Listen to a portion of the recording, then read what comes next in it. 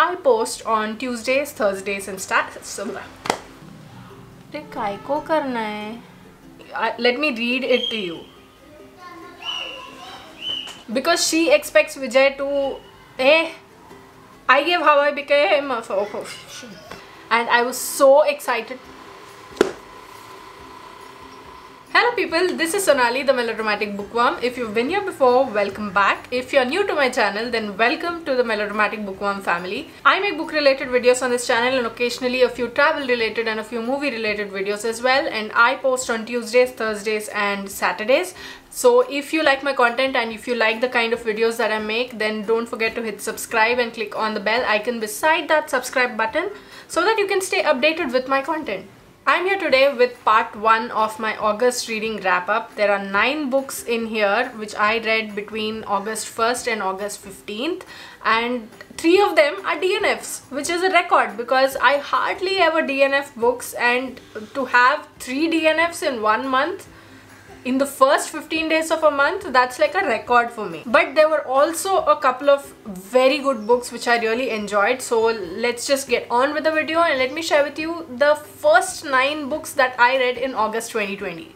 The first book that I read in August was one that I started at 12:30 AM on August 1st and finished at around 4:30 because I couldn't just, hold back. That book is The Black Flamingo by Dean Atta, and it is one of the most beautiful books I've read in a while. This is a story of Michael Angelis, who is a mixed race gay teen and who is trying to find his identity in the world. But when he goes to university, he finds his calling in being a drag artist. The thing about this book is that it's captivating, it's enlightening, it's emboldening, it's motivating, it's bold and brave, and it's frank and honest, and it's inspiring, and so much more. Like, in its simplicity, the author has written a story that so many people across the world will identify with and find themselves in that situation, and maybe they will get some answers as to how they can face a particular situation in their lives if ever it was to happen. This book addresses a lot of things, like how internalized racism and homophobia can pounce out at you from anywhere, and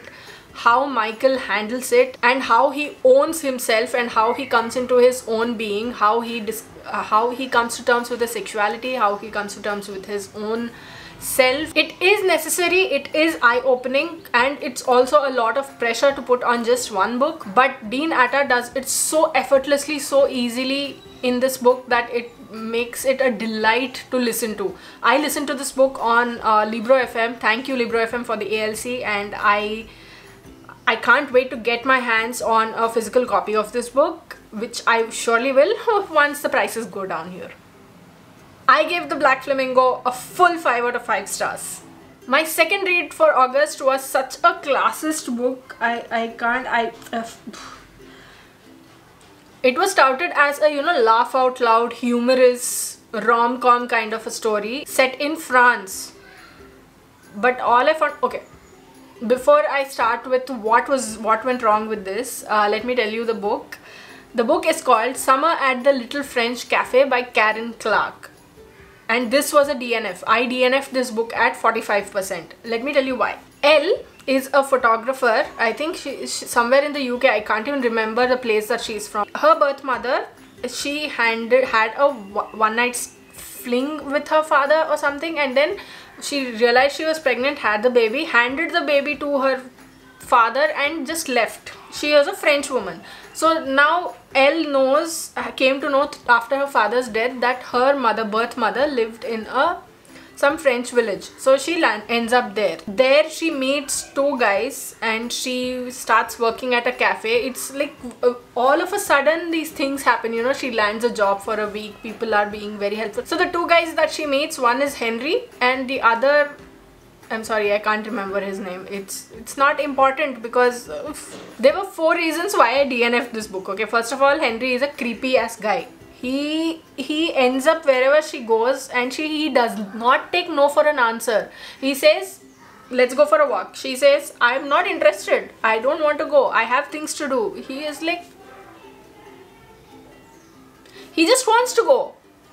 Like, why can't you take no for an answer? And you need to stop hounding Elle. Stop showing up at her door. Stop showing up wherever she is, and stop asking her over and over again. Second one, Elle is incredibly classist. She has this thought where she thinks, oh, I'd feel so bad if my birth mother were to be a butcher. This is just one of the stupid nonsense that she spouts throughout the 45% that I've read, okay? She has a lot of such things going, and I'm like, what is your problem with people in general? And the third one, her priorities are something different. Like, I think the author meant it to be funny, but it did not come out as funny. Let me read it out to you. I'm glad I let Tony talk me into having a pedicure before leaving, and that my toenails were colored a shade called Bahama Mama. I don't even want to comment on this. Let's just go ahead, okay? The fourth and last point is that the village of Camelon, I don't know if it really exists in France, where Elle goes, it does not take any precedence. She does not talk about the French cafe. She describes everything that happens in the cafe, but about the cafe, nothing, shut. So I'm like, no, I can't go on like this. What is the whole point? And I DNF'd the book. That was so, I felt so relieved at that point. This was a NetGalley arc, but I'm like, no Baba, I'm not going to send you any feedback about this book. The third book that I read in August was How I Became a Farmer's Wife by Yashodhara Lal. This is the story of Yashodhara, whose husband suddenly he rents land and starts dairy farming. This is about all those thoughts that go through Yashodhara's mind. They have 3 children, very busy careers, and yet Vijay wants to do this on the sidelines. And that's okay. Like, he's looking at it as a hobby, as a potential form of income. He thinks that maybe in the future they can, give it all up and then, live on the money they make, income they make from farming. But what they did not account for is a lot of obstacles that come their way, which are not just about family time, not just about careers, but they're also about the people who they have to come in contact with while they are doing this whole business. See, I enjoyed reading this book. Like, I did have fun, but through the first half of the book, I was really annoyed with the female main character, because she expects Vijay to support her, but she is really putting his hobby down, and she's like, don't you see, this is not intelligent, this won't get you anywhere, and all that. She's supposed to support him, right? If she supports him, things would be a lot better. But no, she does not do that, and she acts all uppity, and I was like, come on, support your husband. He's putting so much into whatever he's trying to do. The kids are a little annoying, but it's fine. I enjoyed their moments as well as the book progressed. There was one takeaway that I really liked that the author has put in here, and that I've already started to implement in my life. She goes to yoga classes at one point, and she says that if you are doing breathing exercises, hold your breath as the anchor. Even if your thoughts tend to deviate, you don't beat yourself up over it.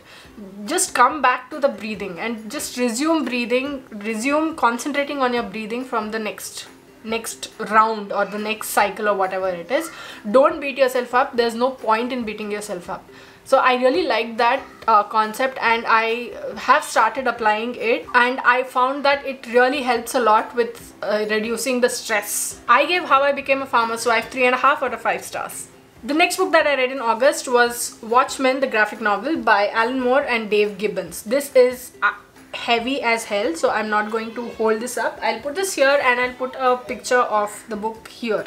Watchmen is set in an alternate universe where American superheroes exist and they change the course of history. But the most important question that it raises is that who watches the Watchmen? If the superheroes are to be given free reign, who is to tell them, or who is to mark their actions as being moral and immoral? Where do we draw the line? See, I must admit that there are a lot of details in this book that I will have to read a second time to understand better, which is why I'm not able to tell you what happens exactly from beginning to the end. See, I thought that they sermonized a lot, and a lot could have been reduced Plus the parallel tracks made it really confusing to read. I had to go back and come forward and go back and come forward and read it over and over again. But that ending, I really understand where they were coming from and why they did that and why the superheroes behaved the way they did. It was a twist, it was a huge plot twist, and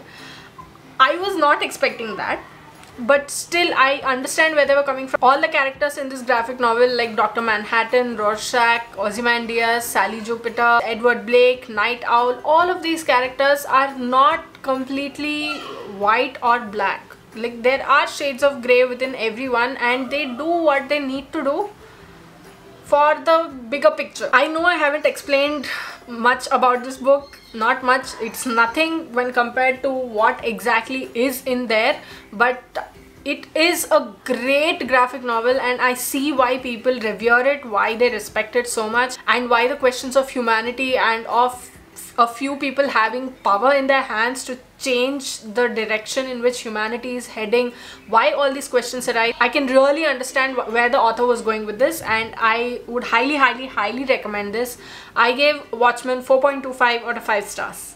The fifth book that I read in August was another NetGalley arc, and this is called She Will Rescue You by Chris Clement Green. This is a story of two women who are on either side of a line that separates crime and law. One of these is Ellie Grant, who's a lonely young woman who works at an animal shelter. She loves animals, and she finds a lottery ticket and she ends up winning 88 million pounds. She does things with that money that you would not think that she would do. But when Mia Langley, who is a criminal forensic psychologist, comes in contact with Ellie Grant in relation to what business Ellie is doing, their paths cross in a way in which neither of them would have even expected.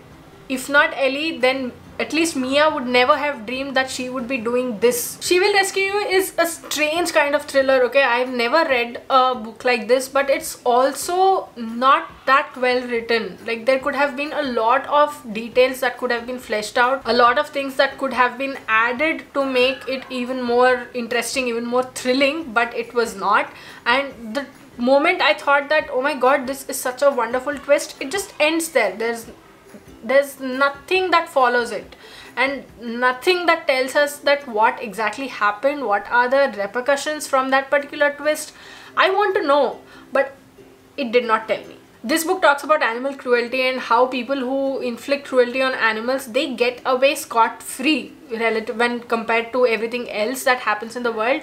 They get away scot-free. So when Ellie takes it upon herself to do something about it, I won't tell you what it is that she does because it would mean giving up the whole story, but it was really interesting to see her doing those things, and in that process I found that my own moral lines were being blurred. Ellie is obviously a criminal, there's no doubt about it, but what this book touches so hard upon, it doesn't touch, it just jumps and shoves it in your face.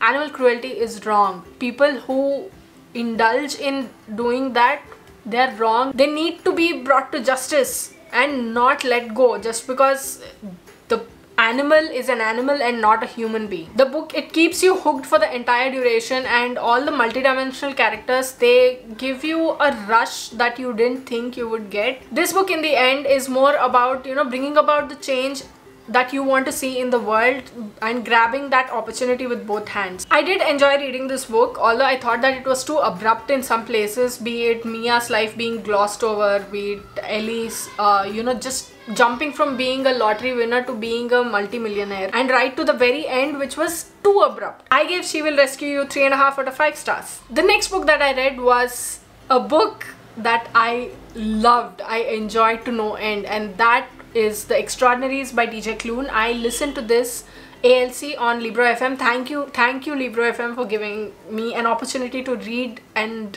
review this book. It was wonderful. TJ Klune is one of my favorite authors of all time now. There's absolutely no doubt about it. I will take no argument against him. The Extraordinaries is the story of Nick Bell, who writes fanfiction about his favorite extraordinary. Shadowstar and his nemesis, arch nemesis, Pyrostorm. See, the Extraordinaries are basically people with superpowers, extraordinary powers. But Nick is the most popular fan fiction writer and he loves Shadowstar. He looks up to him. He dreams of having relationships with Shadowstar. So after a chance encounter with Shadowstar, his hero, in a back alley in Nova City where they live, when they're returning from school, Nick realizes he wants to be an extraordinary as well, and he starts on that quest, and a lot of things explode in his face. Nick has ADHD, so he cannot control sometimes the way his mind runs. He is quirky, he is amazing, he is funny. The narrator has done an amazing job, Michael Leslie. I mean, he has brought out every nuance, every single dialogue from the book is brought out so well. Like, I was laughing with tears in my eyes. I was laughing so hard, and I really loved how it all came out. Nick is one of the most oblivious characters I've ever met in my whole life. Like, I just wanted to jump into the pages and smack him on the head. See what is right in front of you. Nick gets all sorts of things into his head and he does not want to acknowledge what is right in front of him. But you know what I love the most? Nick's relationship with his dad, Nick's relationship with Seth and his friends, and how they are so close-knit and they are so there for each other. And I really love that part, but I also love the humor part, and I also love the whole thing. I cannot wait for the second part of this series to come, and I don't know when the author is going to release it, but I'm waiting with bated breath. Like, I want to know what happens. I gave The Extraordinaries 4.25 out of 5 stars. The next book that I read in August was Evil Under the Sun by Agatha Christie. This was a book club pick for Drama Queen-a-thon, and I really enjoyed reading it, but it is not the best Agatha Christie out there. Hercule Poirot is relaxing, but what he does not expect is for a murder, because wherever Poirot goes, murder follows, and wherever murder is, Poirot follows, something of that sort. So he obviously gets on the case and he starts to solve the whole thing. How he does that is the entire story. Like, there's nothing, it's like a recipe that Agatha Christie has. I enjoyed this book, but it was not the best Agatha Christie out there. It is not the best Agatha Christie out there. It's not like The Merger of Roger Ackroyd or Murder on the Orient Express or Murder in Mesopotamia, but it was, nevertheless, it was really fun to see how Poirot came up with his reasoning and how he used tricks to, you know, pull people out and use their witnesses, and I loved that. We discussed this for 10 minutes. And then we went on and discussed everything else under the sun for like 3 hours, 3.5 hours. It was not as amazing, as wow as the other Agatha Christie books. Like, I keep parroting on the same point, but it's there. I gave Evil Under the Sun 4 out of 5 stars. The last 2 books I will be talking about in this video are both DNFs. The first one is Don't Believe a Word by David Shariat Madari. It's not the author's fault for that. I DNF'd this at 3% because I felt like this book should be read as well as listened to, because there's a lot of language sounds and all, so you need to see how it's written while listening to how it's pronounced, so that's how you will understand. The tagline for this is The Surprising Truth About Language, so there's no surprise over there. Did I just... okay, no. So I couldn't go ahead with this because of that, but in the future, if I were to get my hands on a physical copy of this book, then I would definitely you go ahead and read while I'm listening to the audiobook. But I would still thank Libro FM for giving me a chance to listen to the ALC of this book. Thank you. And the 9th book that I read in August was another DNF called Latitudes of Longing by Shubhangi Swaroop. This was on the 20 books that I want to read in 2020 list, and I was so excited to read this, but I just didn't feel it. This book is supposed to be lyrical, it's supposed to be beautiful and all that. This follows people's story from the Andamans to Burma to Nepal and then to the border between India and Pakistan, if I'm not mistaken. I DNF'd this halfway through because I was just not feeling it. The writing was lyrical, but it was too much so at the point where you're not understanding what the author is trying to say. Why is the author saying what she's saying? Like, at one point I just didn't see a point to this book, so I was like, I'm not going to put myself through it, I'm going to DNF it, and that's what I did. So those were the books that I read in the first half of August. I read 9 books, 3 of which were DNFs, and you've heard all my thoughts about these books. I will be back with the second part of this wrap up soon, hopefully. So what did you think of this video? Did you like it? Did you not like it? Which of these books have you read? Which ones of these do you want to read? What books are you reading? Which ones have you read in August? Did you have any DNFs in August? Let me know in the comments below. I'd love to hear from you. If you like this video, please like it and share it to spread the word. And if you like my content and would like to see more from me, don't forget to hit subscribe and click on the bell icon beside the subscribe button to get notified as and when I post new videos. Thanks for watching. I'll see you in the next video. Until next time, keep reading, keep watching, and add melodrama to your life.